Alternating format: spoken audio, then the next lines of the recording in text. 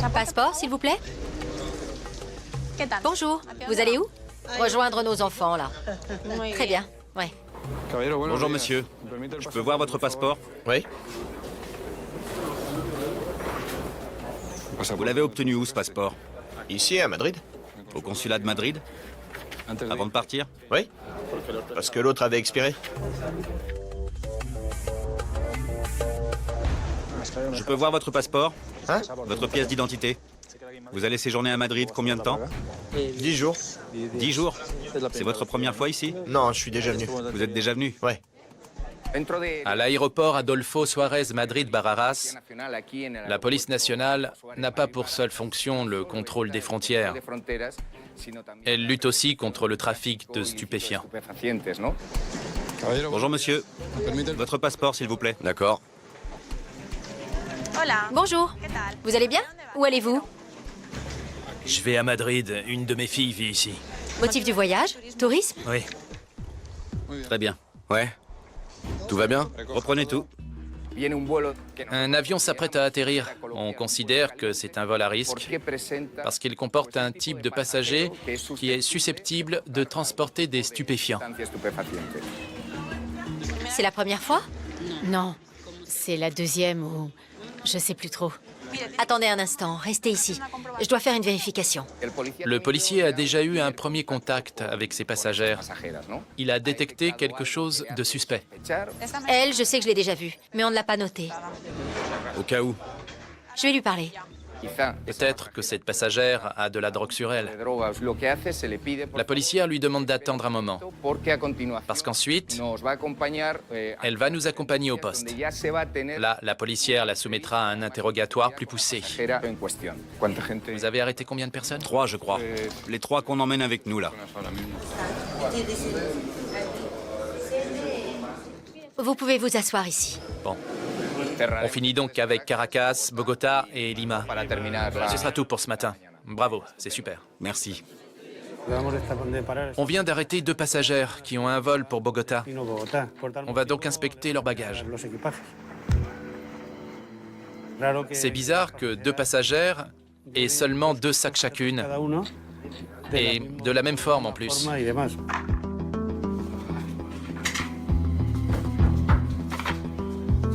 La surprise, c'est qu'à l'intérieur, il y a des tableaux, des jouets qui nous semblent étranges. On va les ouvrir en présence de la douane et voir ce qu'on trouve. C'est vraiment bizarre.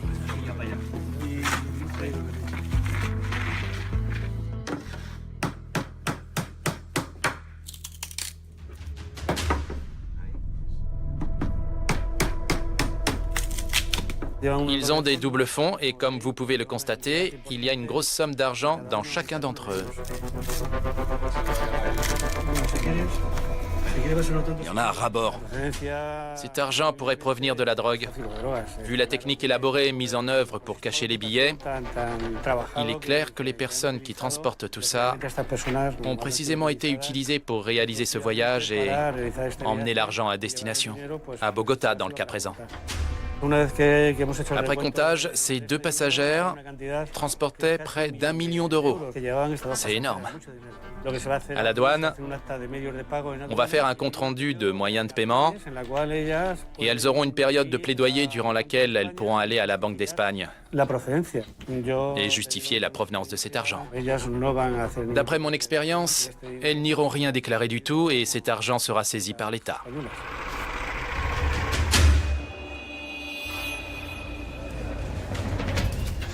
Vous allez où? À Madrid. Et demain, je vais à Barcelone. Vous connaissez quelqu'un ici? J'ai des amis et de la famille ici. Bonjour, votre passeport. Vous allez où à Madrid? Oui. Vous êtes ensemble? Ouais, c'est ma mère. C'est la première fois? Oui.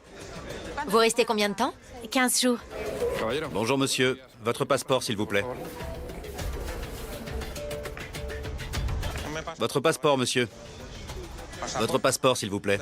Vous allez où à Madrid? Oui. Vous faites du tourisme? Oui.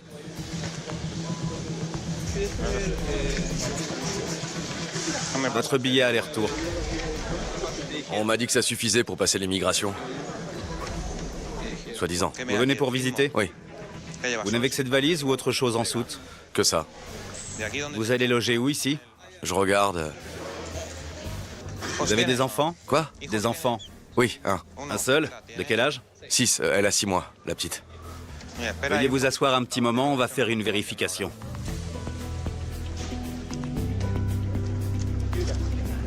Non. Non. Lima.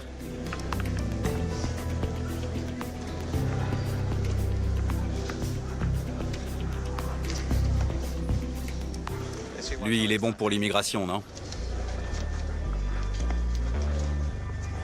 Venez par ici, on va discuter. Venez, suivez-moi. Vous restez combien de temps? 9 jours. 9? J'ai un cousin. Vous avez un cousin ici? Vous êtes déjà venu en Espagne? Non, non. Jamais? Mettez ça là, on va jeter un coup d'œil. Vous n'avez que ça? Ouais, ouais.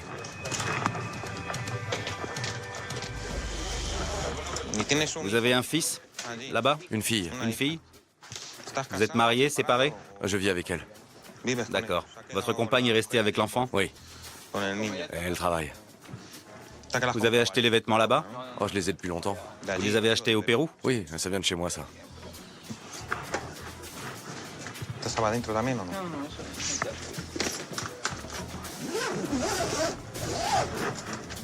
Bien, ok. Attendez un petit moment. Rangez ça, restez ici un instant. Tu vas en vérifier un? Oui, je contrôle celle-là. Tu vas regarder? Oui ou non? Oui, et aussi pour ce couple. On fait la fiche et c'est bon.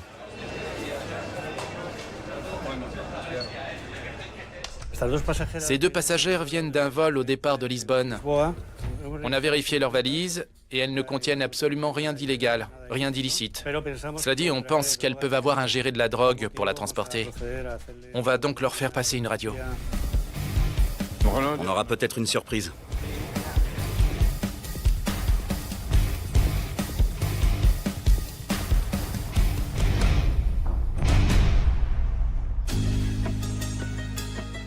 Comme vous l'avez constaté, les radios de cette passagère se sont révélées positives.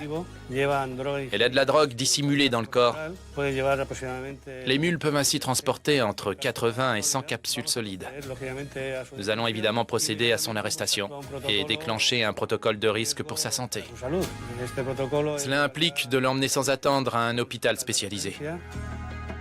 Elles disent toutes les deux qu'elles se sentent indisposées, qu'elles n'en peuvent plus et qu'elles doivent aller aux toilettes. Devant l'une de nos collègues, elles ont toutes les deux expulsé les capsules qu'elles pouvaient retirer.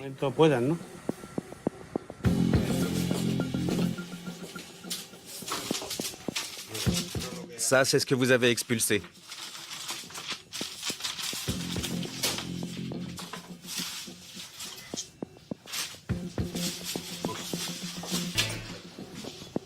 Une, 2, 3, 4, 5, 6, 7, 8, 9, 10, 11, 12.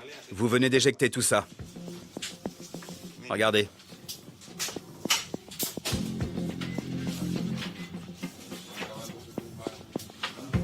Cette issue est imprégnée d'une substance particulière. Si ça devient bleu, ça veut dire que la poudre que vous transportez, c'est de la cocaïne. C'est bien de la cocaïne. On vous l'a dit, vous êtes arrêté pour atteinte à la santé publique et pour trafic de drogue.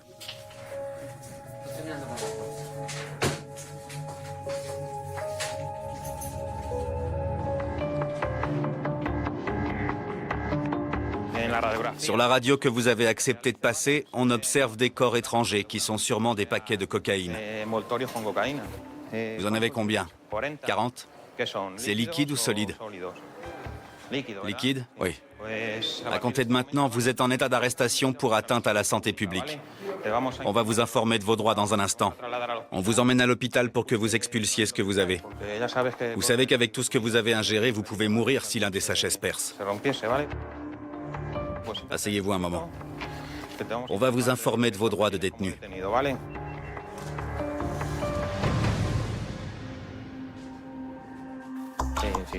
On les voit très bien. Ça, c'est la radio qui vient de passer. Et ici, on constate qu'ils transportent des préservatifs remplis. Ici, on voit la forme courbe. Le noir qu'on voit là, c'est l'air qui reste dedans. Parce qu'on ne peut pas remplir le préservatif en entier. Il reste donc un trou d'air, et c'est ça qu'on voit en noir. Les trous d'air qu'il y a dans chaque préservatif.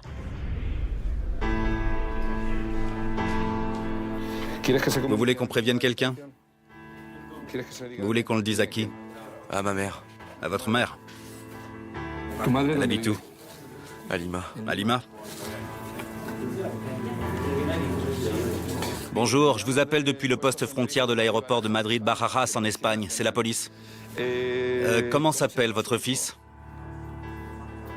Il a été arrêté à l'aéroport de Barajas à Madrid, en Espagne, pour un délit d'atteinte à la santé publique. Vous allez pouvoir lui parler. T'inquiète pas, maman, d'accord? Je peux appeler que toi. Non. Je veux juste voir ma fille. Dites-lui que vous allez bien et que vous allez à l'hôpital. Dites-lui que vous allez bien. C'est pas grave. T'inquiète pas. Juste... promets-moi juste que tu prendras soin de ma fille. Et dis rien à Karen. Prends soin de ma fille, s'il te plaît. Vous pourrez lui reparler. Elle vous demande. On verra, ne vous inquiétez pas. Enfin si, vous pouvez vous inquiéter un peu, mais sachez qu'il va bien. Dites-moi. Il entrera en contact avec vous, ne vous inquiétez pas. Il ne pourra simplement pas vous parler dans les 2-3 prochains jours parce qu'il sera à l'hôpital. Il va aller à l'hôpital et ensuite il pourra vous parler. Ne vous inquiétez pas. D'accord? Bien. D'accord, au revoir. Bye. Allez, on s'en va, d'accord? Plus vite vous irez à l'hôpital, plus vite on en aura fini avec ça. Il y a un certain nombre de vols qu'on considère comme étant à risque. Régulièrement, sur ces vols, on nous informe qu'il y a un passager qui a sur lui des substances illicites. Ces gens ont été dupés et ce sont aussi des victimes d'une certaine manière.